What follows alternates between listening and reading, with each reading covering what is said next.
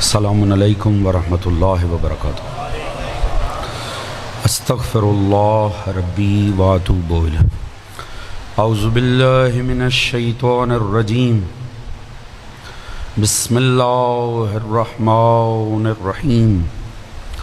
یا من ذکرہ شرف للذاکرین، الحمد للہ رب العالمین، الذی لم یتخذ صاحبۃ ولا ولدا ولم یکن لہ شریک فی الملک ولم یکن لہ ولی من الذل وکبرہ تکبیرا۔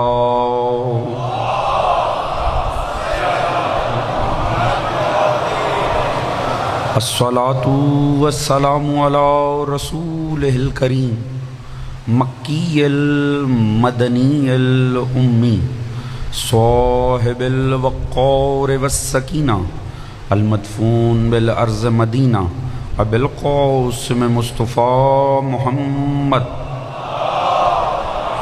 صلی اللہ وعلی آلہ الطیبین الطاہرین المعصومین، الذین اذھب اللہ عنہم الرجس وطہرہم تطہیرا۔ صلی محمد اما بعد فقد قال سبحانہ بسم اللہ الرحمن الرحیم۔ احسب الناس ان یترکوا ان یقولوا آمنا وهم لا یفتنون وَلَقَدْ فَتَنَّا الَّذِينَ مِن قَبْلِهِمْ فَلَيَعْلَمَنَّ اللَّهُ الَّذِينَ صَدَقُوا وَلَيَعْلَمَنَّ الْقَاذِبِينَ۔ صلوات محمد صلی محمد وآل محمد۔ دعا ہے رب کائنات، بسط کے ذکر محمد وآل محمد اس فرش عزا کا بچھائے جانا، منتظمین کی یہ کاوش، آپ دوستوں کی شرکت، پروردگار عالم اپنی بارگاہ عالی میں قبول و منظور فرمائے۔ آل محمد کے مقدس ذکر کے صدقے میں جو بھی نیک دلی شرعی حاجات مومنین و مومنات کے دلوں میں ہے، پروردگار قبول و منظور فرمائے۔ آل محمد کے مقدس ذکر کے صدقے میں سبھی مومنین کے رزق، عزت، دولت، علم، فہم، شعور، صحت میں برکت عطا فرمائے۔ سبھی مومنین کے شرم، عزت، پردے، جان و مال کو محفوظ فرمائے۔ امام زمانہ علیہ السلام کا ظہور جلد فرمائے۔ ہم سب کو معصوم کی سپاہ میں شمار فرمائے۔ مومنین جہاں کو آپس میں اتفاق، اتحاد، پیار، محبت، خلوص، اخوت، مودت کی دولت عطا فرمائے۔ پروردگار ظالمین جہاں کو نیست و نابود فرمائے، مظلومین جہاں کی نصرت فرمائے۔ ہمیں سوائے غم آل محمد کے کوئی غم عطا نہ فرمائے۔ ہم سب کو سیرت محمد و آل محمد پڑھنے، سمجھنے، اپنی ذات اور گھرانے پہ نافذ کرنے کی توفیق عطا فرمائے۔ اس دین آل محمد کو، اس عشق و مودت و عزائے آل محمد کو تا صبح قیامت ہماری نسلوں میں جاری و ساری فرمائے۔ ہم سب کا خاتمہ بالحق بالخیر دین اہل بیت پر قرار فرمائے، اور آخرت میں سبھی مرحومین سمیت ہم سب کو شفاعت محمد و آل محمد سے بہرمند فرمائے۔ ایک باواز بلند درود پڑھ لیں، محمد و آل محمد صلی اللہ محمد و آل محمد۔ ماشاءاللہ بڑی تعداد میں مومنین موجود ہیں، ایک مرتبہ مل کے باواز بلند درود پڑھ لیں، محمد و آل محمد و آل محمد۔ اجازت ہے جی بات کا آغاز کیا جائے۔ حضرات سامعین، قرآن اور آزمائش کے عنوان سے اس سلسلہ مجالس کی یہ ہماری تیسری نشست ہے۔ جو مطالب گزشتہ شبوں میں آپ دوستوں کے گوش گزار کیے، یقیناً اس کا کوئی نہ کوئی خاکہ آپ کے اذہان عالیہ میں محفوظ ہوگا انشاءاللہ۔ حضور پروردگار ہمیں تعارف فرما رہا فرعون کا، اس کے ظلم سے آشنا کر رہا، اور پھر پروردگار خود کیا ارادہ رکھتا ہے وہ بھی بتا رہا۔ پروردگار واضحتاً فرما رہا ہے کہ میرا بھی ارادہ ہے کہ جنہیں زمین میں ضعیف کیا گیا ہے، جنہیں توڑا جا رہا ہے، جنہیں مارا جا رہا ہے، جن پہ استحصال برتا جا رہا ہے، جنایت برتی جا رہی، ہمارا ارادہ ہے کہ ہم انہیں طاقت عطا کریں گے، ہم انہیں امام قرار دیں گے اور زمین کا وارث قرار دیں گے۔ یعنی یہ زمین بے وارث نہیں ہے، یہ زمین اللہ نے فرعون و نمرود کے راج کے لیے نہیں بنائی ہے۔ اہل حق کا غلبہ اس زمین کے مقدر میں موجود ہے، اور پروردگار یہ کام کرے گا۔ حضور ہم تو یہی دیکھتے ہیں کہ ظالم ہمیشہ کامیاب رہتے ہیں، طاقت میں رہتے ہیں، مظلوم بیچارے پستے رہتے ہیں۔ اب لازم تھا کہ پروردگار ہمیں کوئی اس کا عملی ثبوت بھی دکھاتا۔ لازم تھا کہ پروردگار جب اس نے یہ کہا ہے کہ میرا یہ ارادہ ہے، تو لازم ہے کہ پروردگار ہمیں کوئی اس کی مثال بھی تو دکھائے کہ کیسے کوئی ضعیف، کوئی کمزور طاقت میں آتا ہے اور جنایت کار، فاسق اور ظالم تباہ و برباد ہو جاتا ہے۔ اب پروردگار سورہ مبارکہ قصص میں، جس کی بحث میں نے آپ کے سامنے چھیڑی ہے اور میں مسلسل درخواست کر رہا ہوں اگر ہو سکے شفقت فرمائیں، سورہ قصص کی ابتدائی 30-35 آیات کی آپ تلاوت فرما لیں ترجمے سمیت، تو بڑی آسانی ہو جائے گی اور اس کا آپ کو خود آج عملی ثبوت محسوس ہوگا اگر میں پہنچا سکا تو۔ اب پروردگار نے ہمیں دکھانا تو تھا کہ وہ کیسے مظلوم کو طاقت میں لاتا ہے اور ظالم کو تباہ کرتا ہے۔ اب ہوا کیا، جو گزشتہ بحث جن کے ذہنوں میں ہے، جناب موسیٰ علیہ السلام، پروردگار نے، فرعون نے خواب دیکھ رکھا ہے کوئی چنگاری اٹھے گی بنی اسرائیل سے، میرے تمام اقتدار کو خاکستر کر دے گی، لہٰذا اس نے حکم دے دیا یذبح ابناءہم ویستحیی نساءہم، ان کے بیٹوں کو قتل کر دو، بیٹیوں کو چھوڑ دو۔ حضور ایک نہیں، دو نہیں، 70,000 بچہ کٹا، صرف اس لیے وہ نہ آئے جسے آنا ہے۔ 70,000 بچہ۔ نمرود کے متعلق ملتا ہے اس نے 80 سے 90,000 بچہ مار دیا تھا تاکہ ابراہیم نہ آئے۔ آپ سوچ سکتے ہیں خدا کی نظر میں حجت خدا کی قیمت کیا ہے۔ اس نے 70,000 بچہ کٹوایا موسیٰ کے پیچھے، 80,000 کٹوایا ابراہیم کے پیچھے۔ خدا ہی بہتر جانتا ہے حجت خدا کسے کہتے ہیں۔ اسی لیے آپ کے اور میرے چھٹے امام، امام جعفر صادق علیہ السلام،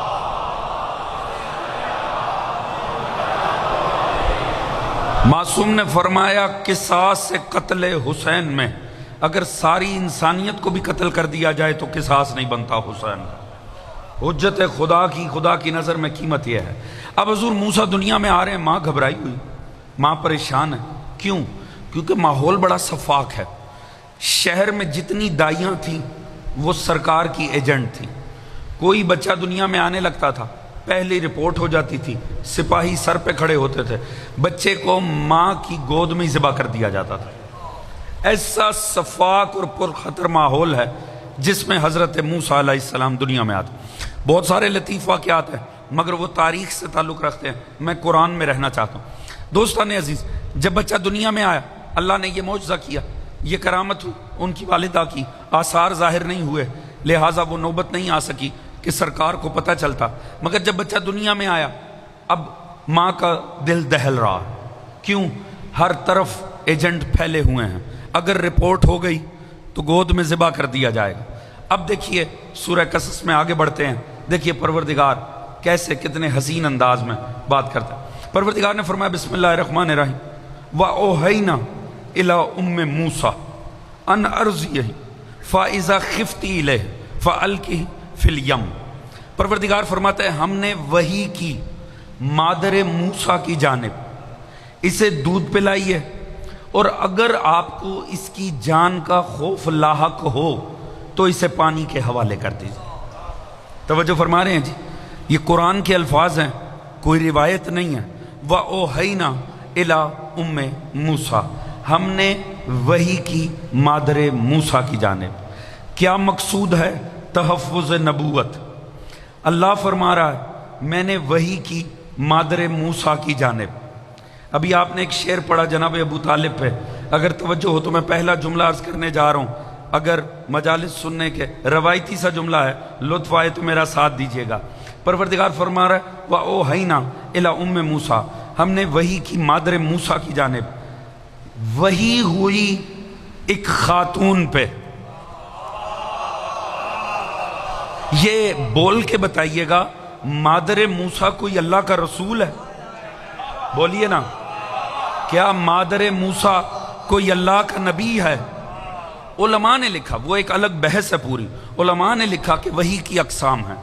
وہ وحی جو ہدایت سے تعلق رکھتی ہے، اگر کوئی طالب علم دوست بیٹھا ہو اس لیے میں وضاحت کر دیتا ہوں، وہ وحی جو تعلق رکھتی ہے ہدایت کے ساتھ، وہ انبیاء کی ذات سے مخصوص ہے، مگر یہ بعض قسم کا الہام ہے، یعنی بعض مطالب ہوتے ہیں جو اللہ کسی ولی یا ولیہ خدا کے دل پہ القا کر دیتا ہے۔ جو بھی رہا ہو، اللہ نے تو لفظ وحی استعمال کیا نا، وَأَوْحَيْنَا إِلَىٰ أُمِّ مُوسَىٰ، ہم نے وحی کی مادر موسیٰ کی جانب۔ نہ نبی ہے نہ رسول ہے، وحی کا کم از کم مطلب یہ ہے اللہ کا کسی ذات سے ڈائریکٹ ہو جانا۔ جہاں بیٹھے ہیں اگر بات پہنچے میرا ساتھ دیجئے گا، وحی کا کم از کم مطلب یہ ہوتا ہے اللہ کسی ذات سے براہ راست ہو رہا ہے۔ اللہ کہتا ہے میں نے وحی کی مادر موسیٰ کی جانب، اس کا مطلب ہے ویسے اللہ کسی سے براہ راست ہو یا نہ ہو، جس کے ذریعے نبی بچانا ہونا، اگر بات پہنچ سکے دوستان عزیز جہاں جہاں بیٹھے ہوئے ہیں، اس کا مطلب ہے ویسے پروردگار کسی کے ساتھ ڈائریکٹ ہو یا نہ ہو، مگر جس کے ذریعے نبی بچانا ہو اللہ اس سے اپنے معاملے کو ڈائریکٹ کر لیتا ہے۔ اب حضور ہمیں کیوں شک نہ پڑے، ہم نے شب ہجرت دیکھا اللہ نے مصطفیٰ کو اٹھایا، مرتضیٰ کو لٹا لیا، مگر ذرا پلٹ کے دیکھیں ہم نے یہ کام 3 سال علی کے باپ ابو طالب کو شیب ابی طالب میں کرتے دیکھا ہے، نبی کو اٹھانا علی کو لٹانا۔ اب دو میں سے ایک بات یہ ہے، جو جس کا عقیدہ وہ اسے مبارک، مگر دو میں سے ایک بات تو ہے، یا تو شب ہجرت اللہ سنت ابو طالب پہ عمل کر رہا تھا، یا شیب ابی طالب میں ابو طالب زیر وحی عمل کر رہے تھے۔ سلامت رہے،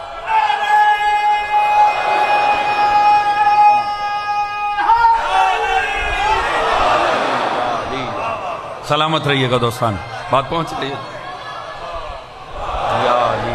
سلامت رہیے گا، بات پہنچ رہی دوستان۔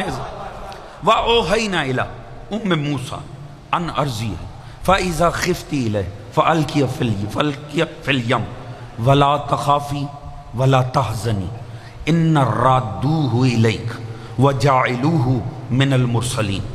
دیکھیے ذرا یہ آیت آپ نے اپنے ذہنوں میں نقش کر لینی ہے، کیونکہ اس کا بعد کے بڑے اہم منظر سے تعلق ہے۔ پروردگار فرماتا ہے ہم نے وحی کی مادر موسیٰ کی جانب، کیا کیجئے، اسے دودھ پلائیے، اگر آپ کو خوف لاحق ہو اس کی جان کا، اسے پانی کے حوالے کر دیں۔ ولا تخافی ولا تحزنی، نہ خوف کھانا ہے نہ حزن کا شکار ہونا۔ ان رادوہ الیک، ہم اسے آپ کی جانب پلٹا دیں گے۔ اللہ مادر موسیٰ سے مخاطب ہو کر کہہ رہے ہیں ان رادوہ الیک، ہم اسے پلٹائیں گے، وجعلوہ من المرسلین، اور ہم اسے اپنا مرسل قرار دیں گے۔ دوستان عزیز دیکھیں اللہ کی ذات اولیاء خدا کا کیسے کیسے امتحان لیتا ہے۔ اللہ ایک ماں سے کہہ رہے اپنے بچے کو پانی کے حوالے کر دیں۔ آپ سب جن کی مائیں ہیں اللہ کی ذات سلامت رکھے، جن کی میری طرح گزر گئی ہیں اللہ ان کے درجات کو بلند فرمائے انشاءاللہ۔ دوستان عزیز ماں کا یہ مزاج ہوتا ہے، اگر جگہ بھی نہ ہموار ہونا ماں بچہ گود سے نہیں اتارتی، ایسا ہے کہ نہیں جی؟ یہ مزاج ہوتا ہے نا ماں کا، سامنے والا اگر بے احتیاط ہونا ماں گود میں بچہ نہیں دیتی، بلکہ دینے سے پہلے تلقین کرتی ہے احتیاط سے تھامنا۔ یہ ماں کا مزاج ہے نا، اگر راہ ہموار نہ ہو ماں بچے کا ہاتھ نہیں چھوڑتی۔ آپ سوچیں کتنا بڑا امتحان ہے۔ پروردگار ماں سے کہہ رہا ہے مجھ پہ اعتماد رکھ، پانی کے حوالے کر دے۔ توجہ ہے جی؟ ماں نے پانی کے حوالے کیا کہ نہیں جی؟ اگر بات پہنچے میرا ساتھ دیجیے گا۔ چلے میں ایک دوسرے مزاج کا ایک جملہ عرض کرتا ہوں، صاحبان فہم ہے، بالیدہ فکر چہرے نظر آ رہے ہیں، انشاءاللہ لطف فرمائیں گے۔ حضور کمال یہ دیکھیے، مادر موسیٰ نے بچہ پانی کے حوالے کر دیا، بچہ ڈوبا یا بچا؟ اللہ نے بچا لیا نا۔ حضور پروردگار نے بتایا اگر خدا پر اعتماد ہونا تو پانی کی لہریں بھی ماں کی گود سے زیادہ محفوظ ہو جاتی ہیں۔ توجہ ہے دوستان عزیز؟ اگر خدا پر اعتماد رکھا جائے، پروردگار پر یقین ہونا چاہیے، پانی کے حوالے کیا اللہ نے محفوظ۔ اب یہ ذہن میں رکھیے گا، ذہن میں رکھیے گا، پروردگار نے وعدہ کیا ہے اِنَّا رَادُّوهُ إِلَيْكَ، ہم اسے آپ کی جانب پلٹائیں گے۔ لیجئے پانی میں بچہ ڈال دیا، آگے کیا ہوا؟ اگلی آیت لیجئے، پروردگار نے فرمایا فَالْتَقَطُهُ آلُ فِرْعَوْنَ لِيَكُونَ لَهُمْ عَدُوًّا وَحَزَنًا إِنَّ فِرْعَوْنَ وَحَامَانَ وَجُنُودَهُمَا كَانُوا خَاطِئِينَ۔ پروردگار نے فرمایا اسے اٹھا لیا، فَالْتَقَطُهُ اسے اٹھا لیا آل فرعون نے، تاکہ وہ ان کے لیے باعث غم بن جائے۔ توجہ ہے جی، عدو و حزنا، ان کے لیے دشمن بن جائے، ان کے لیے باعث حزن بن جائے۔ کس کے لیے؟ فرعونیوں کے لیے۔ دوستو نبی تو رحمت ہوتا ہے، نبی تو اللہ کا کرم ہوتا ہے، نبی بھی بھلا دشمن ہوتا ہے، نبی سے بھی بھلا حزن ہوتا ہے، نبی سے بھی کبھی غم ملا ہے، نبی تو ہوتا ہی رحمت ہے۔ پروردگار فرما رہا ہے اسے اٹھا لیا آل فرعون نے تاکہ وہ ان کے لیے باعث سے دکھ اور دشمنی بن جائے۔ اب پتہ چلا معصوم تو ہمیشہ معصوم ہوتا ہے، مگر باعث کرم مومنوں کے لیے ہوتا ہے، باعث مصیبت کافروں کے لیے ہوتا ہے۔ توجہ فرما رہے ہیں جی، کافر ہمیشہ تکلیف میں ہی رہتے ہیں نبی کے ساتھ۔ پروردگار نے فرمایا بے شک کہ فرعون، حامان اور ان کے چیلے، جو میں نے کل عرض کیا، یہ چیلے سب سے منحوس مخلوق ہے، یہ انہی کے سر پہ فرعون کا راج چلتا ہے۔ پروردگار فرما رہا ہے یہ خطا کرنے والے تھے۔ اچھا اب یہ معاملہ ہو گیا، اب ہوا کیسے؟ یہ اٹھایا کیسے؟ یہ منظر کیسے بنا حضور؟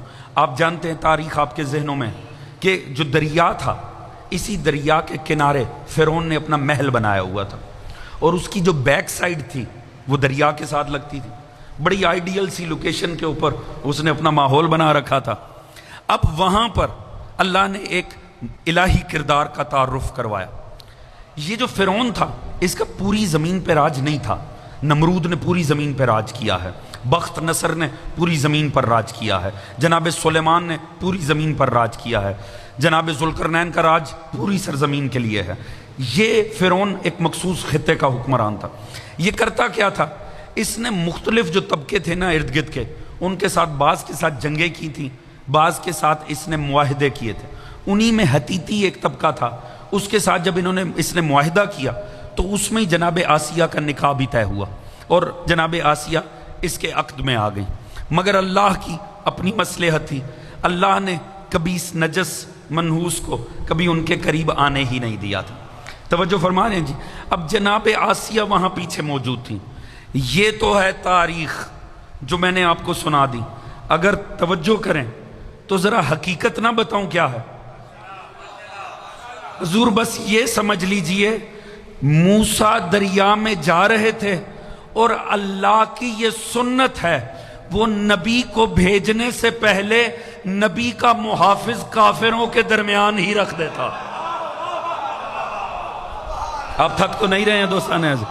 توجہ ہے جی، یہ اللہ کی سنت ہے کہ وہ محافظ نبوت کو ہمیشہ کافروں کے درمیان پہلے سے ہی فکس کر دیتا ہے۔ بات پہنچ رہی ہے جی؟ حضور ہوتا کیا ہے، جناب آسیہ نے وہ بچہ اٹھایا، اتنا خوبصورت بچہ تھا، اتنا حسین بچہ تھا، ایک مرتبہ دل بھر گیا موسیٰ علیہ السلام کی محبت سے۔ آپ لے کر دربار میں آئیں، دربار میں بچے کی آواز گونجی، فرعون تڑپ کر آیا، 70,000 بچہ اس نے اس لیے قتل کیا تھا یہ دنیا میں نہ آئے۔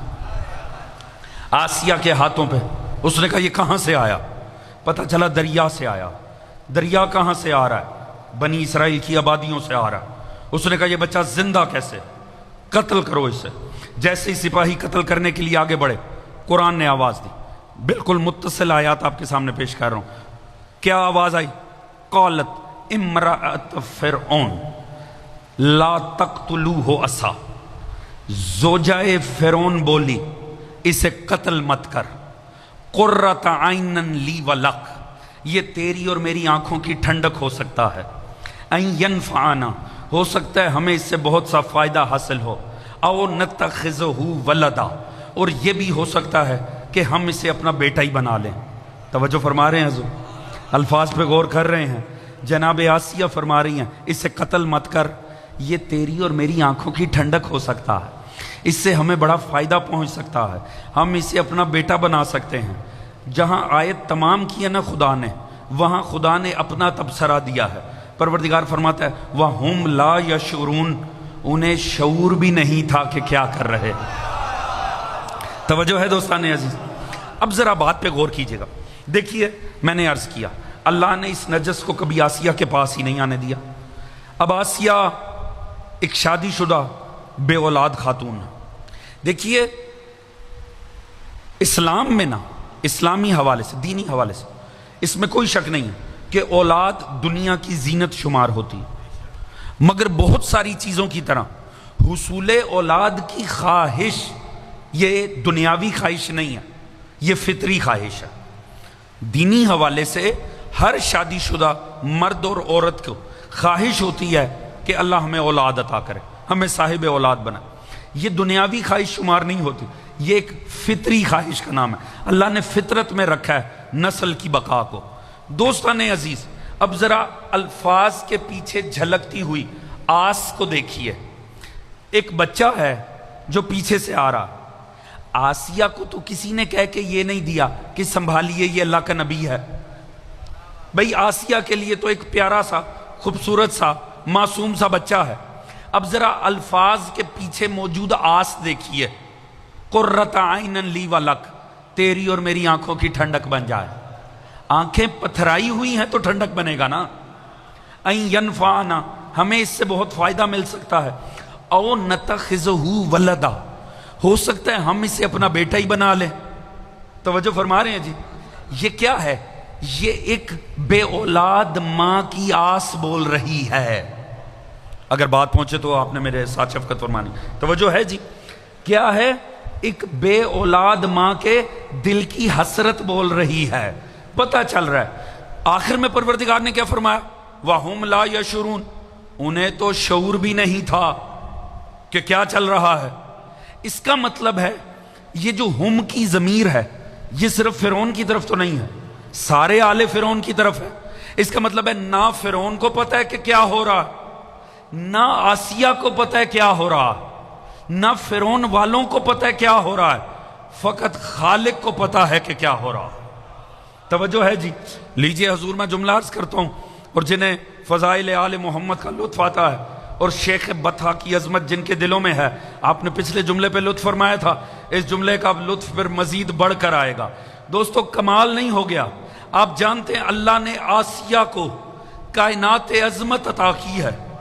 ختمیہ مرتبت نے فرمایا 4 خواتین ایسی ہیں جنہیں اللہ نے عالمین پر عزت عطا کی ہے، عالمین کی عورتوں پہ سرداری عطا کی ہے۔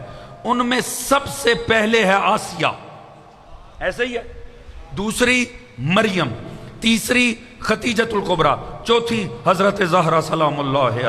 اللہم صلی علی محمد وعلی۔ ایسے نہیں، سیدہ کی ذات پہ مل کے درود پڑھیں، محمد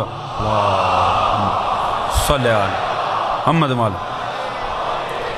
لیجئے دوستو لطف آئے اگر میری بات پہنچ جائے تو۔ آسیہ کو اللہ نے، باقی تینوں معصوموں کی ماں تھیں، یہ زن فرعون ہے، پھر بھی اللہ نے عالمین کی عورتوں پہ سرداری دے دی۔ کیوں؟ اب ذرا بول کے بتائیے گا۔ آسیہ کی نمازیں معروف تھیں، آسیہ کے روزے معروف تھے، آسیہ کا تقوی معروف تھا؟ نہیں، ایک ہی فضیلت ہے، آسیہ تو نے میرا نبی بچایا ہے۔ پتہ نہیں میری بات پہنچ رہی ہے کہ نہیں؟ بس ایک فضیلت ہے، جہاں جہاں بیٹھے ہیں کہا ایک ہی فضیلت ہے، تو نے میرا نبی بچایا ہے۔ جبکہ ایمان سے بتائیں آسیہ نے واقعی نبی بچایا تھا؟ آسیہ کو تو پتہ بھی نہیں تھا۔ وَهُمْ لَا يَشْعُرُونَ، قرآن بتا رہے انہیں تو شعور ہی نہیں تھا۔ اس کا مطلب ہے آسیہ نے نبی نہیں بچایا، آسیہ نے ایک معصوم بچہ بچایا۔ وہ بچہ کل کو اللہ کا نبی نکلا۔ اللہ نے پھر بھی آسیہ کے درجے بلند کر دیے۔ آسیہ تو نے میرا نبی بچایا ہے، یہ ہے سنت توحید۔ کوئی غلط فہمی میں بھی اس کا نبی بچا جائے اللہ عالمین پہ عزت دے دیتا ہے۔ اللہ جانے مقام ابو طالب کیا ہے، غلط فہمی سے نہیں، صاحب وہی نبی کو بچایا۔ سلامت سلامت یا علی یا علی۔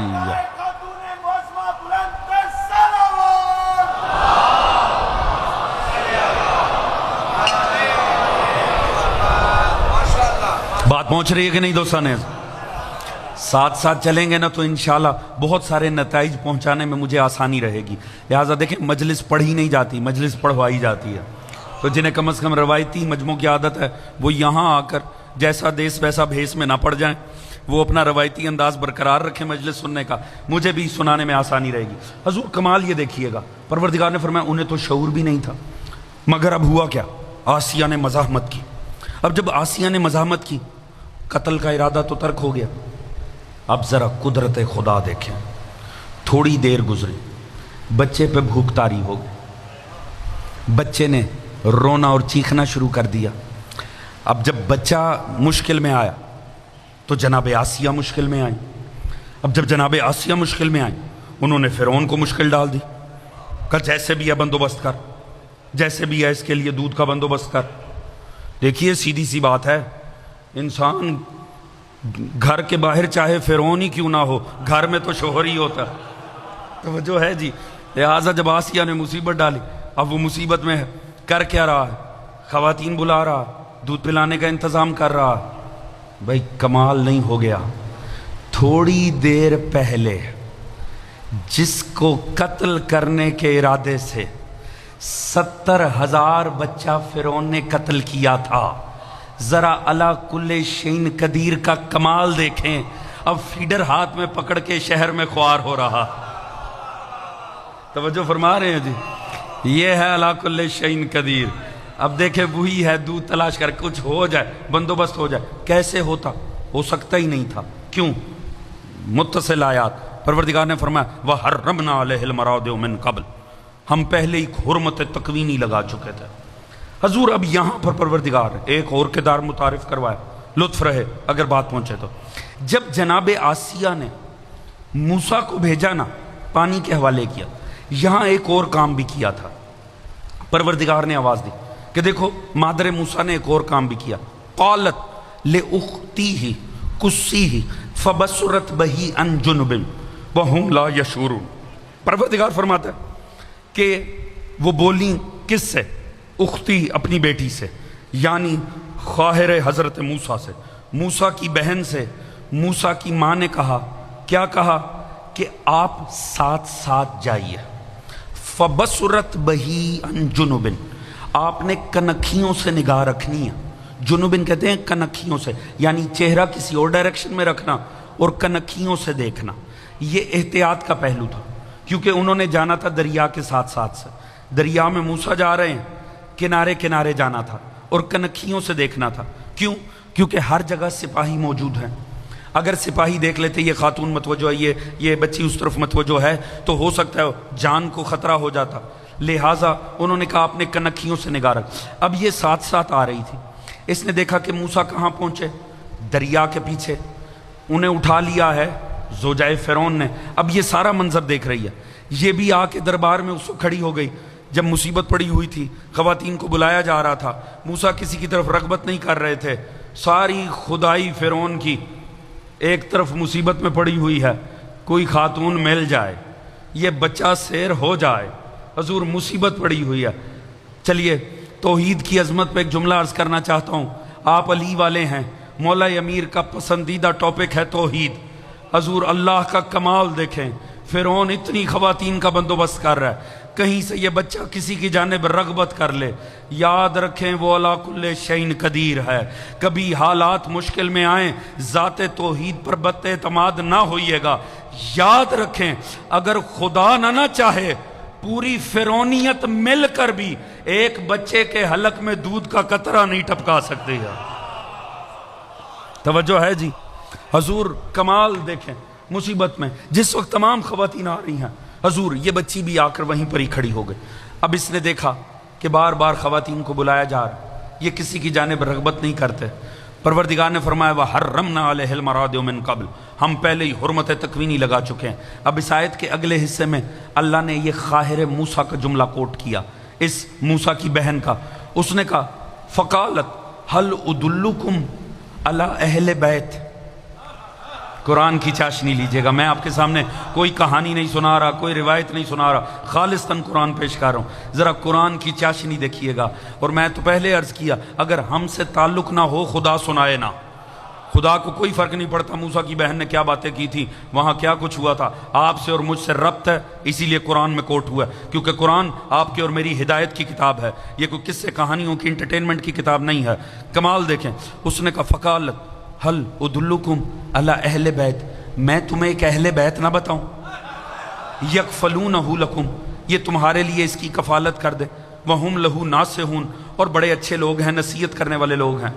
حضور کمال یہ دیکھیے کیا اللہ نے سجا کے جملہ قرآن میں لکھا ہے، ہل ادلکم علی اہل بیت، میں تمہیں ایک اہل بیت نہ بتاؤں۔ سچویشن کیا تھی؟ مشکل پڑی ہوئی تھی، کبھی ایک دروازے پہ جا رہے تھے، کبھی دوسرے دروازے کو کھٹکھٹاتے تھے، کبھی تیسرے دروازے پہ جاتے تھے، کبھی پانچویں دروازے پہ جاتے تھے۔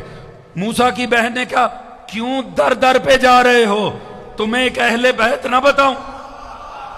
یعنی پیغام دے دیا، یاد رکھو جب مشکل میں آؤ نا، جگہ جگہ ذلیل ہونے کی ضرورت نہیں ہے، اہل بیت کے دروازے پہ آ جایا کر۔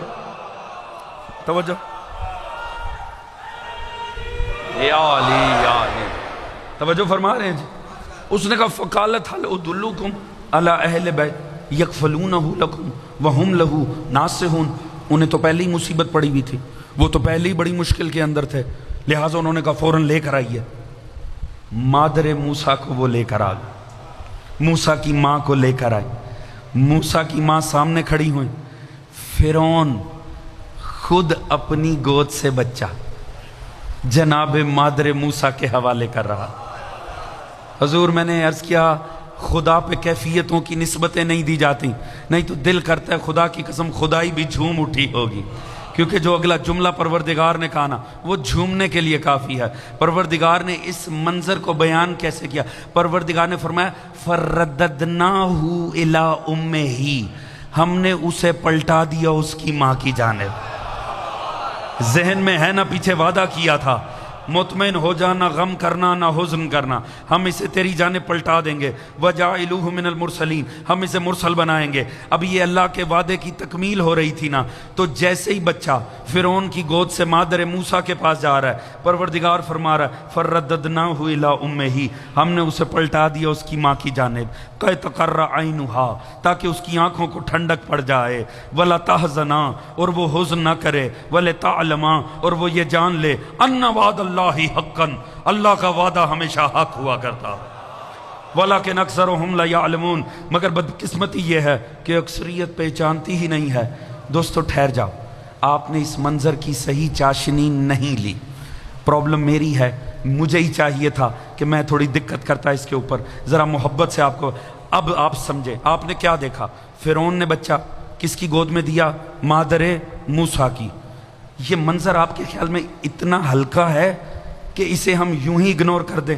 اب ذرا سنیں، جو حوالے کر رہا ہے نا یہ 70,000 بچے کا قاتل ہے۔ اب میں آپ کو دکھانے جا رہا ہوں اللہ کل شیء قدیر کسے کہتے ہیں۔ 70,000 بچوں کا قاتل، اس نے قتل کیوں کیے تھے؟ کہ یہ جو گود میں ہے نا یہ نہ آئے۔ اگر بات پہنچے تھوڑا بول کے میرا ساتھ دینا حضور، توجہ ہے جی۔ یہ جس کی گود میں دے رہا ہے نا، یہ پتہ ہے کون ہے؟ جو گھبرا رہی تھی کس سے؟ اس سے جو گود میں دے رہا ہے۔ کس بات پہ گھبرا رہی تھی؟ کہ یہ جو گود میں وہ دے رہا ہے نا وہ اسے ذبح نہ کر دے۔ آپ کو منظر سمجھ میں آ رہا ہے کہ نہیں آ رہا؟ ذرا دیکھیں، وَهُمْ لَا يَشْعُرُونَ، انہیں شعور نہیں تھا۔ اللہ فرما رہا ہے انہیں کچھ نہیں پتا، ہمیں سب پتا ہے۔ جو حوالے کر رہا ہے اس نے 70,000 بچہ مارا تھا کہ یہ نہ آئے، وہ اسے ہی اس کے حوالے کر رہا ہے جو تھوڑی دیر پہلے ڈر رہی تھی کہ یہ جو حوالے کر رہا ہے وہ اسے قتل نہ کر دیں۔ کمال دیکھیں اللہ کا، جو ڈرا رہا تھا اس خاتون کو 70,000 بچہ مار چکا تھا، اور وہ خاتون جو اس سے ڈر رہی تھی اللہ کل شیء قدیر کی حاکمیت دیکھیں، وہی یہ کہہ کے پکڑا رہا ہے ذرا احتیاط سے پکڑ لیجئے ایسا۔ اللہ اکبر، سبحان یا علی یا علی یا علی۔ یا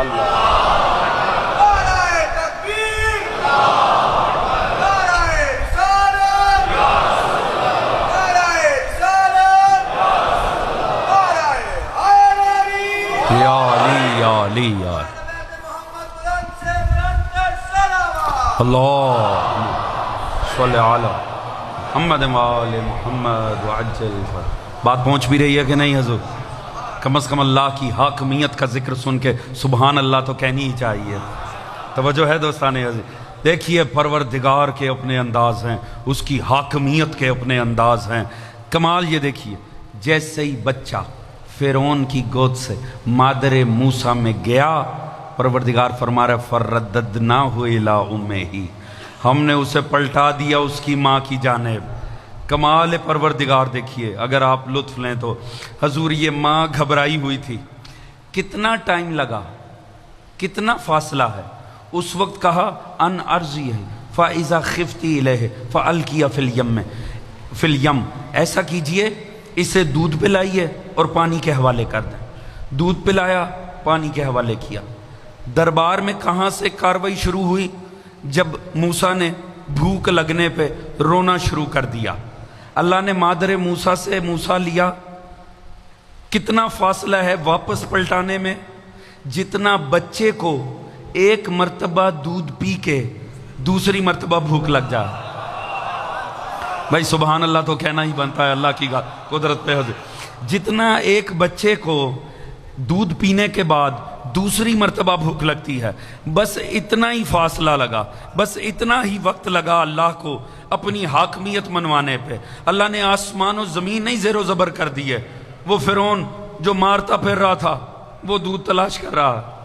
توجہ ہے جی؟ جو ماں گھبرائی ہوئی تھی کہ یہ منحوس مار نہ دے میرے بچے کو، اس نے 70,000 مار دیے ہیں، کیا ہوگا، کہاں چھپاؤں گی، کہاں رکھوں گی، کس طرف جاؤں گی، کون سا ٹھکانہ ہوگا. تھوڑی دیر گزری، اب وہی بچہ پالنا ہے مگر سرکاری نوکری کے طور پہ. توجہ ہے دوستان عزیز؟ اب اپنا ہی بچہ پالیں گی اور اجرت وہ ملعون دے گا جو جان کا دشمن ہے. توجہ ہے دوستان عزیز؟ حضور کمال ہے پروردگار کے. مگر ٹھہر جائیے، بس ایک بات بڑی بیچ میں قابل تعجب ہے. جب اللہ نے واپس پلٹا دیا نا موسیٰ، اب پروردگار فرماتا ہے واپس کر کے فرددناہ الی امہ کی تقر عینھا ولا تحزن ولتعلم ان وعد اللہ حقا. وہ ہم نے پلٹا دیا اسے تاکہ وہ غم نہ کرے، حزن نہ کرے، اور وہ یہ جان لے کہ اللہ کا وعدہ ہمیشہ حق ہوتا ہے. یہاں بات تمام ہو چکی تھی، مگر دیکھیں یہ جو پروردگار نا، میں قرآن پڑھنے والوں کو، تفسیر کا شوق رکھنے والوں کو ایک طالب علمانہ سی ٹپ دے رہا ہوں. آیت جہاں ختم ہوتی ہے نا، آخری جو 2-3-4 الفاظ ہوتے ہیں نا، اس میں اللہ پورا دل لے آتا ہے اس آیت کا. جیسے وَهُمْ لَا يَشْعُرُونَ، اسی میں اللہ کی ساری کمال اس میں پنہا تھا. آیت کے ہمیشہ آخر میں اللہ کمال کرتا ہے. یہاں دیکھیں اس نے کیا کیا، وَلَكِنْ أَكْثَرُهُمْ لَا يَعْلَمُونَ، مگر اکثریت ہے کہ سمجھتی ہی نہیں ہے. توجہ ہے جی؟ اکثریت سمجھتی ہی نہیں ہے. ایک منٹ ٹھہر جائیں. اللہ نے ایک ماں سے بچہ لیا تھا یہ کہہ کے کہ ہم آپ کو پلٹا دیں گے، ایسا ہی ہوا تھا. پھر اللہ نے اس ماں کو پلٹا دیا اور کہہ دیا میرا وعدہ حق ہوتا ہے تاکہ وہ جان لے. لیجئے منظر تو کمپلیٹ ہے. یہ کیا پروردگار نے آخر میں کہہ دیا، وَلَكِنْ أَكْثَرُهُمْ لَا يَعْلَمُونَ، مگر اکثریت سمجھتی نہیں ہے. یہ اکثریت کہاں سے آ گئی بیچ میں؟ ماں سے بچہ لیا تھا، ماں کو واپس کر دیا. یہ اکثریت کہاں پر آ گئی؟ اللہ نے فرمایا میرا وعدہ حق ہوتا ہے مگر اکثریت نہیں سمجھتی. یہ اکثریت کہاں سے آئی؟ اب اگر کل کی تقریر دوستوں کے ذہنوں میں ہو، ایک متصل مضمون ہے.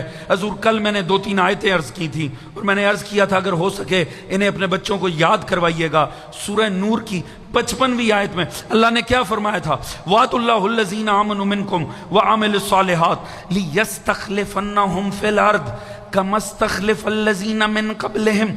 میں تم سے وعدہ کرتا ہوں اہل ایمان سے، تمہیں ضرور خلیفہ دوں گا جیسے میں نے پہلے دیے تھے.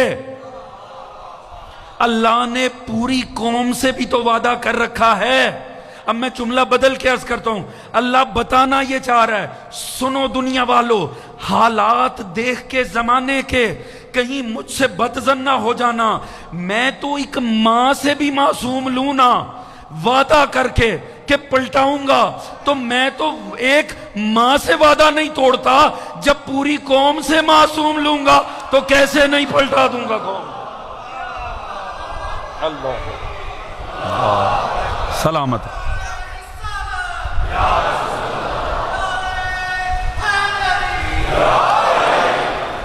یا علی یا اللہ صلی علی محمد وآلہ۔ توجہ فرما رہے دوستان عزیز، حضور وہ تو ایک ماں سے بھی اگر معصوم لے وعدہ کر کے کہ میں پلٹاؤں گا، رب کریم تو ایک ماں سے بھی وعدہ پورا کرتا ہے، سوچیں اس نے پوری قوم سے معصوم لے رکھا ہے اور یہ وعدہ کر کے لے رکھا ہے کہ میں اسے تمہاری جانب پلٹاؤں گا، میں تمہیں دوں گا۔ اس کا مطلب ہے دوستو، حالات آسمان و زمین زیر و زبر ہو جائیں، صبح چڑھنے والا سورج یقینی ہے کہ نہیں ہے، اس میں اشکال ہو سکتا ہے، امام زمانہ کی آمد میں کوئی اشکال نہیں ہو سکتا۔ امام زمانہ کے مصائب میں سے ایک یہ بات بھی ہے کہ دنیا یقین کھو بیٹھے گی، اعتماد کھو بیٹھے گی۔ جوان یہ بات ذہن میں رکھیں، اسی لیے میں نے پہلے بھی یہ جملہ عرض کیا، اللہ کا نبی ہمیں میڈیا کے حوالے کر کے نہیں گیا، قرآن و اہل بیت کے حوالے کر کے گیا ہے۔ آپ خبریں سنتے رہیں گے، فضول قسم کے مبصر سنتے رہیں گے، پریشان ہی رہیں گے۔ آپ قرآن پڑھیں گے، ہمیشہ اعتماد کی کیفیت میں رہیں گے۔ اپنے آپ کو قرآن کے ساتھ جوڑ کے رکھیں۔ اللہ رب یاد رکھیے، یہ سب کچھ بڑا پرانا ہے، اس میں سے کچھ نیا نہیں ہے۔ یہ جتنے سین ہیں، یہ منظر ہیں، یہ سورج بھی پرانا ہے، یہ چاند بھی پرانا ہے، یہ بحر و بر بھی پرانے ہیں، یہ بس آپ اور میں ہی نئے ہیں، باقی سب کچھ پرانا ہے۔ لہٰذا بالکل مایوس نہ ہو۔ کوئی فرعون اپنی فرعونیت میں جتنا بھی بلند ہو جائے، خدا نہ چاہے نا تو دودھ کا ایک قطرہ بھی حلق میں نہیں ٹپکا سکتا۔ توجہ ہے جی، آپ فرعون کی طاقت سے زیادہ اللہ کی حاکمیت کے اوپر ایمان رکھیں، اللہ کے جلال پر ایمان رکھیں، دیکھیں پروردگار کبھی مایوس نہیں کرے گا۔ حضور یاد رکھیں، اگر مظلوم مٹ سکتے ہوتے نا، مظلوم فنا ہو سکتے ہوتے تو ذکر حسین ہی مٹ جاتا۔ حقیقت ہے، آپ اور میں، ہم سے زیادہ بہتر کون جانتا ہے 1400 سال پہلے اتنی بے دردی سے جسے مارا گیا ہو، اور جنگل میں مارا گیا ہو، راوی دشمن کے، مبصر دشمن کے، تلواریں دشمن کی، لشکر دشمن کے، 1400 سال بعد دشمنوں پہ لعنت ہو رہی ہے، حسین کے ترانے بلند ہو رہے ہیں۔ مایوسی کفر ہے، حالات جتنے بھی سنگین ہو جائیں، آپ کا کام ہے امام زمانہ کی ذات کے اوپر ایمان پہ قائم رہنا۔ اللہ کا وعدہ ہے، پروردگار لازمی آپ کو پلٹائے گا۔ لیجئے، ویسے میں زحمت تمام کر دیتا، ایک روایت ذہن میں آئی ہے تالیف قلب کے لیے، میں عرض کیے دیتا ہوں، ہے نا میرے ساتھ متوجہ آپ دوست؟ حضور امام نے آنا ہے، حتمی ہے، میں نے عرض کیا شک و شبہ ہی نہیں ہے۔ اچھا کمال یہ دیکھیں، آنا ہے حتمی ہے، اس میں شک نہیں۔ روایت کس نے کی؟ علی بن یقطین، نام سن رکھا ہے نا، معصوم کا صحابی تھا، 7ویں امام کا، اور وقت کا وزیر اعظم بھی تھا۔ حالت تقیہ کے اندر معصوم کی اجازت سے حکمران کے پہلو میں بیٹھتا تھا تاکہ مومنین کی مدد کر سکے۔ یہ علی بن یقطین جو ہے نا، آپ جانتے ہیں بڑا کامل مومن تھا، مگر جس گھرانے سے تعلق رکھتا تھا وہ مومن نہیں تھا۔ اس کے والد کلمہ گو تھے، مگر ولایت امیر المومنین کے قائل نہیں تھے۔ وہ ایک دن کہنے لگے، یقطین علی، بات یہ ہے کہ ٹھیک ہے، تمہارے ائمہ نے بنی عباس کی آمد کی خبر دی تھی، ایسے ہی ہوا۔ جب خبر دی تھی اس وقت بنی امیہ طاقت میں تھے، کوئی سوچ بھی نہیں سکتا تھا ان کا اقتدار اس طرح سے غرق ہو جائے گا، پر تمہارے ائمہ نے کہا تھا بنی عباس آئیں گے، بنی عباس آ گئے۔ مگر تمہارے تو ائمہ نے یہ بھی کہا تھا کہ ہمارا مہدی آئے گا۔ امام زمانہ کی ذات پہ بآواز بلند درود پڑھ لیجئے۔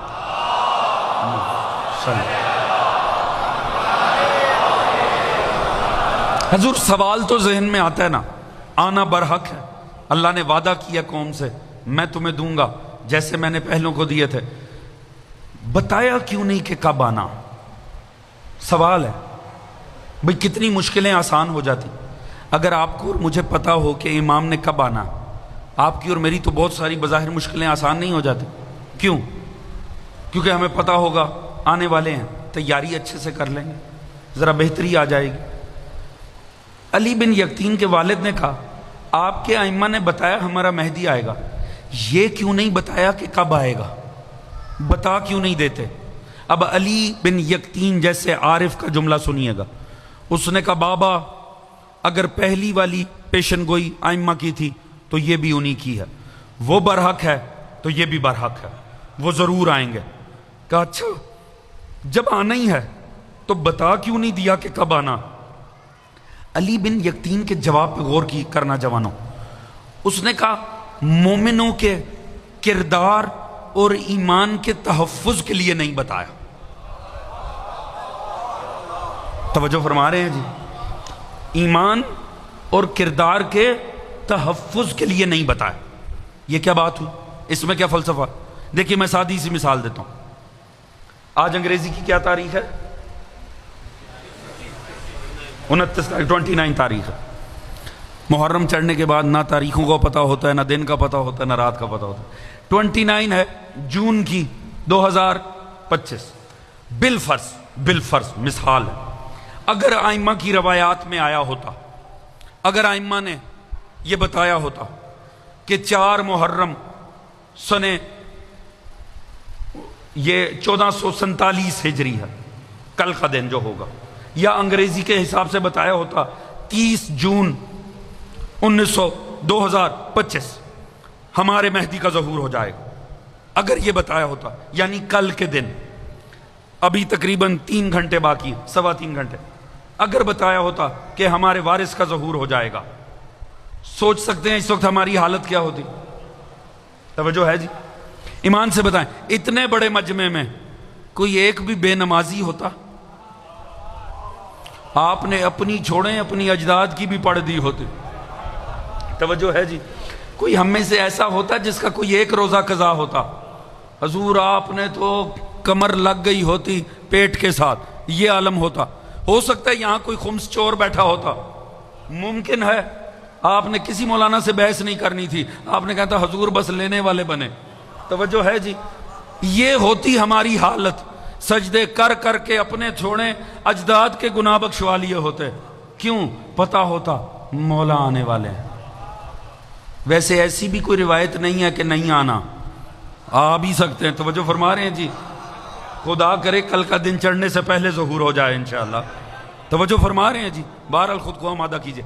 حضور تو بات یہ ہے ہماری ایسی حالت ہوتی کہ نہ ہوتی؟ مگر ٹھہر جائیں، ہم تو 50-55ویں نسل بنتے ہیں جا کے، ایسے ہی ہے نا؟ 50-55 نسلیں پیچھے گزر چکی ہیں معصوم سے ہم تک۔ کیا ان سب کو بھی ٹینشن ہوتی؟ انہیں بھی فکر ہوتی؟ انہیں کوئی فکر نہ ہوتی۔ وہ کہتے ٹھیک ہے بھائی 2025 جانے، ظہور مولا جانے، 2025 کا مومن جانے۔ بات پہنچ رہی ہے کہ نہیں حضور؟ بھائی انہیں تو کوئی ٹینشن ہی نہ ہوتی، وہ کہتا ہے بھائی ٹھیک ہے جب آئیں گے دیکھی جائے گی، 2025 جانے تب کا مومن جانے، ہمیں کیا لگے۔ کمال دیکھیں، یہ بتا دیا آمادہ ہو وہ آنے والے ہیں، یہ نہیں بتایا کب۔ ہر نسل خود کی تطہیر کرتی رہی، اگر بات پہنچ رہی ہو دوست۔ ہر دور کے مبلغ کہتے رہے کردار اپناؤ، لشکر امام کا حصہ بننا ہے، ہوش مند ہو جاؤ امام آنے والے ہیں۔ امام نہیں آئے مگر ساری نسلیں حق پہ گزری، ہر نسل خود کی تطہیر کرتی رہی۔ وہ آنے والے ہیں، وہ آنے والے ہیں، وہ نہیں آئے، ہر نسل صاحب کردار ہو گئی۔ حضور اجازت دیتے ہیں جملہ عرض کروں، یہ غیبت کی ہدایت ہے۔ اللہ جانے کتنا بڑا ہدی ہے جس کی غیبت کی ہدایت میں ساری نسلیں مومن ہیں، اللہ جانے ظہور کی ہدایت کا عالم کیا ہو۔ سلام یا علی یا اللہم صلی محمد علیہ الصلوۃ والسلام اللہم صلی علی محمد محمد وعجل فرج. بات پہنچ رہی دوستان عزیز. حضور یقین رکھیے اللہ اگر ایک ماں سے وعدہ کر کے اس کی پاسداری کرتا ہے تو اس اتنی شریف قوم سے، نجیب قوم سے اللہ کا دعویٰ ہے. تم مطمئن ہو جاؤ اہل ایمان، میں لازمی تمہاری جانب پلٹاؤں گا، یقین رکھیں انشاءاللہ. اور کیوں نہیں آئے گا حضور؟ اس ذات گرامی مقدس نے بڑے بڑے مظالم کا انتقام لینا. اور آپ جانتے ہیں نا منتقم کربلا بھی ہے امام زمانہ. حضور آخر کو اس ظلم کا بھی تو حساب لینا ہے. وہ آل محمد کے بچوں پہ جو برچھیاں ماری گئیں، وہ جو حسین کا لاشا تیروں پہ آیا، وہ جو علی اکبر کا سینہ توڑا گیا، آخر امام زمانہ کو ہی آ کر انتقام لینا ہے. بس دوستو بڑی تیزی سے شبیں گزر رہی ہیں. 3 محرم کی شب، یہ دیکھیں 4 محرم کی شب آ گئی. ابھی 2 دن گزریں گے، آپ ایک دوسرے سے پوچھیں گے ہے محرم گزر بھی گیا ہے؟ سارا سال انتظار رہتا ہے غریب کربلا کے ایام کا. ہر عزادار جانتا ہے جب یہ آتے ہیں نا بڑی تیزی سے گزر جاتے ہیں، پتہ بھی نہیں چلتا. کوشش کیجئے گا کچھ آنسوؤں کا خراج ضرور نذرانہ عقیدت مظلوم کربلا کو. دیکھیں جتنی دیر فضائل جاری رہے یقیناً زہرا دعا دیتی ہوں گی، مگر ایک ماں کو انتظار رہتا ہے کب یہ میرے لال کو روئیں گے، کب میرے رومال میں ان کے آنسو آئیں گے. دوستان عزیز 2 محرم کو محصور ہو گیا زہرا کا لال کربلا میں. 2 محرم کو محصور کر دیا گیا فرزند رسول کو. اب ہو کیا رہا ہے دوستو؟ ہر گزرتی شب کے ساتھ، ہر گزرتے دن میں ہو کیا رہا ہے؟ بار بار ڈھول تاشیانے بجتے ہیں، بار بار ڈھول پہ ضربیں لگتی ہیں. علی و بطول کی بیٹیوں کا دل کانپ جاتا ہے. پتہ چلتا ہے ہوا کیا ہے؟ پتہ چلتا ہے ایک اور رسالہ آ گیا ہے، ایک اور فوجی دستہ آ گیا ہے، اور مزید تلواریں آ گئی ہیں حسین پہ چلنے کے لیے، اور نیزوں کا اضافہ ہو گیا ہے، اور تیروں کا اضافہ ہو گیا ہے. بار بار یہی ہوتا ہے، ایک دن، دوسرا دن، تیسرا دن، ہر تھوڑی دیر کے بعد ڈھول تاشیانے بجتے ہیں. لشکر ظلم میں اضافہ ہوتا جا رہا ہے. ایسے میں جناب زینب دکھی دل کے ساتھ امام علی مقام کو کہتی ہے بھیا حسین یہ جتنے اضافہ ہو رہے ہیں وہیں پر ہی آ رہے ہیں. حسین آپ کا کوئی دوست نہیں ہے، حسین آپ کا کوئی یار و انصار نہیں ہے. جیسے یہ سنا نا دوست نہیں ہے، ایک مرتبہ مظلوم کو یاد آیا، کہا میرا بھی ایک دوست ہے حبیب ابن مظاہر، میرا بھی ایک حبیب ہے، میں بھی اپنے حبیب کو. کہا تو بلاتے کیوں نہیں ہیں؟ ہم تو دیکھ رہے ہیں جو بھی آتا ہے وہ لشکر ظلم میں آتا ہے، آپ کب بلائیں گے؟ امام نے فوراً ہی ایک تحریر لکھی اپنے دوست کے نام، تحریر بند کی اور اس کو حوالے کیا قاصد کے. کہا جا کے اور چھپ کر جائیں کیونکہ ناکہ بندی ہے کوفے کی، تو نے پہنچنا ہے حبیب کے گھر، حبیب کے گھر یہ خط پہنچانا ہے. حضور وہاں حبیب گھر میں بیٹھا ہے، ہر طرف ناکے لگے ہوئے ہیں، سپاہ ہر چوک اور چوراہے پر موجود ہے. پتہ نہیں کیسے چھپتے چھپاتے یہ قاصد حسین یہ پہنچا حبیب کے گھر. دق الباب کیا، دروازہ کھلا، اس نے خط دیا. خط کا کھلنا تھا، حبیب کا حالت ہی متغیر ہو گئی. حبیب نے کانپنا شروع کیا، حبیب کی آنکھوں سے آنسو بہتے چلے جاتے ہیں. شریف زوجہ نے پوچھا حبیب کیا معاملہ ہے، یہ کس کا خط ہے؟ کہا یہ حسین ابن علی کا خط ہے، یہ فرزند رسول کا خط ہے. تو کہا تو رو کیوں رہا ہے؟ کہا کربلا میں محصور ہو گیا زہرا کلا، کربلا میں پابند ہو گیا ہے. یہ سننا تھا. وہ مومنہ تڑپ اٹھی. کہا حبیب لکھا کیا ہے؟ کہا کیا بتاؤں تجھے، حسین تنہا نہیں ہے، زینب بھی حسین کے ساتھ، نبی ذاتیاں بھی ساتھ آئی ہیں، علی و بطول کی بیٹیاں بھی ساتھ آئی ہیں. کہا کیا معصوم کیا فرما رہے ہیں؟ کہا نصرت کے لیے بلایا ہے. زوجہ نے کہا حبیب تو پھر کیا تیاری ہے؟ اب حبیب نے فقط مومنہ کے ایمان کو پرکھنے کے لیے جان بوجھ کے ایسے جملے کہے. کہا میں کر ہی کیا سکتا ہوں، مجھ پہ ضعیفی کا غلبہ ہے. اب اس ماہ و سال میں کہاں مجھ سے تلوار اٹھے گی، میں سوچتا ہوں میں کہاں جاؤں گا، ویسے بھی اتنے ناکے لگے ہوئے ہیں. اتنا سننا تھا. مومنہ تڑپ گئی، سر سے چادر اتار کے حبیب کی جانب اچھال دی. کہا حبیب تو چادر لے کر بیٹھ جا، جب زینب میدان میں آ گئی ہے تو میں کیسے نہ جاؤں گی؟ اجرکم علی الزہرا، یہی حق ہے آل محمد کو رونے کا۔ میں نے عرض کیا مولا صادق فرماتے ہمارے غم میں ہائے کہنا بھی تسبیح پروردگار، آنسو نہ آئے کم از کم ہائے ضرور کہنا۔ دوستان عزیز، حبیب نے اپنے غلام کو سواری دی اور کہا تو فلاں مقام پر جا کے تاریکی میں کھڑے ہو جانا، میں چھپ کے وہاں پر آ جاؤں گا، تو گھوڑا لے کر وہاں پر پہنچ جانا۔ اب وہ وہاں جا کر کھڑا ہو گیا، حبیب کو آنے میں بڑا وقت لگ گیا کیونکہ چھپ کے آنا تھا۔ حبیب چھپتے چھپاتے بڑی دیر میں پہنچے، مگر وہاں تاریکی تھی جہاں وہ راہوار لے کر کھڑا تھا۔ جب قریب آئے نا، حبیب نے دیکھا غلام راہوار سے بات کر رہا ہے۔ حبیب نے کان لگائے، ہائے رے غربت حسین۔ وہ کہہ رہا تھا، وہ کہہ رہا تھا اے سواری، اگر میرا مالک نہ آیا میں تجھ پہ سوار ہو کر جاؤں گا، میں حسین کی نصرت کروں گا۔ اتنا سننا تھا، حبیب رو کے کہتا ہے ہائے حسین اتنا غریب ہو گیا، اب غلام حسین کی نصرت کی بات۔ اجرکم علی الزہرا، ہائے اتنا غریب ہو گیا زہرا کلا۔ دوستو، حر سوار جناب حبیب سوار ہوئے، چلے کربلا کی جانب۔ وہاں کربلا کے نزدیک ہوتے ہیں، وہاں امام علی مقام کھڑے ہوتے ہیں۔ کہا عباس، علی اکبر، اپنے غلاموں کو بھی صدائیں دیں، کہا دو رویا ہو کر کھڑے ہو جاؤ، میرا حبیب آ رہا ہے، میرا مہمان آ رہا ہے۔ حضور تھوڑی دیر گزری، جناب حبیب وارد ہوئے، ہر کسی نے تکبیر کی صدائیں بلند کی، ہر کوئی آگے بڑھ کر ملا۔ حبیب فوراً آئے، مظلوم کربلا نے گلے لگایا، سلام کیا۔ ابھی حبیب امام سے ہی مل رہا تھا، ایک قیامت آ گئی، حبیب کی زندگی میں قیامت آ گئی۔ کیوں؟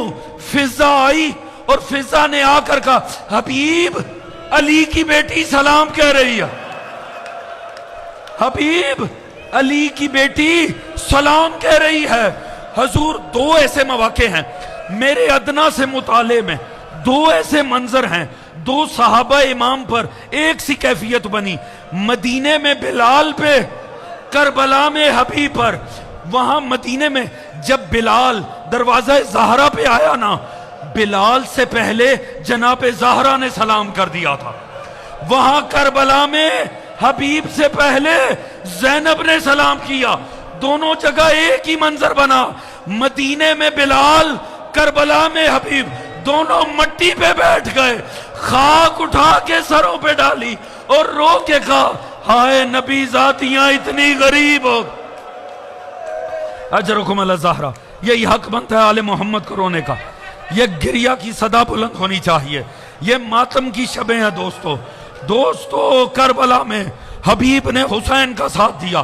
میں مصائب کہیں اور تمام کرنا چاہتا ہوں، زینب کا سلام ذہن میں رکھنا، حبیب سے گوارا نہیں ہوا۔ حبیب نے مٹی پہ بیٹھ کر ماتم کیا کہ ہائے علی کی بیٹی سلام کر رہی ہے۔ اب منظر بدل گیا، حبیب شہید ہو گئے، حسین شہید ہو گئے، سر نو کے نیزہ پہ آ گئے۔ بازار کوفہ میں یہ لشکر داخل ہوا اس انداز میں کہ نیزوں پہ سر تھے۔ پیچھے کون ہے؟ جناب زینب حالت قید میں۔ جب بی بی کا اونٹ ایک گھر کے ساتھ آیا نا، گھر سے متصل گھر کی چھت پہ ایک بچہ کھڑا تھا، بی بی نے فرمایا بیٹا اندر جا کر اپنی ماں سے کہنا دروازے پہ آپ کے مہمان آئے ہیں۔ وہ بچہ تھا حبیب کا بیٹا، اس نے اندر جا کے ماں سے کہا دروازے پہ کوئی مہمان آئے ہیں۔ کچھ دیر بعد بچہ واپس آیا، اس نے ایک ایسا جملہ کہا جس نے قبر تک زینب کو رلا دیا۔ اس نے کہا بی بی میری ماں کہہ رہی ہے آپ کو نہیں پتا یہ حبیب ابن مظاہر کا گھر ہے، اس گھر کے رہنے والے با پردہ ہیں، وہ دروازوں پہ نہیں آتے، آپ اندر آ جائیں۔ اتنا سننا تھا، رخ کربلا کی جانب، بھائی حبیب میرا سلام گوارا نہیں ہوا تھا، آج آپ کی زوجہ پردے میں ہے، آقا ذاتی حالت ہے۔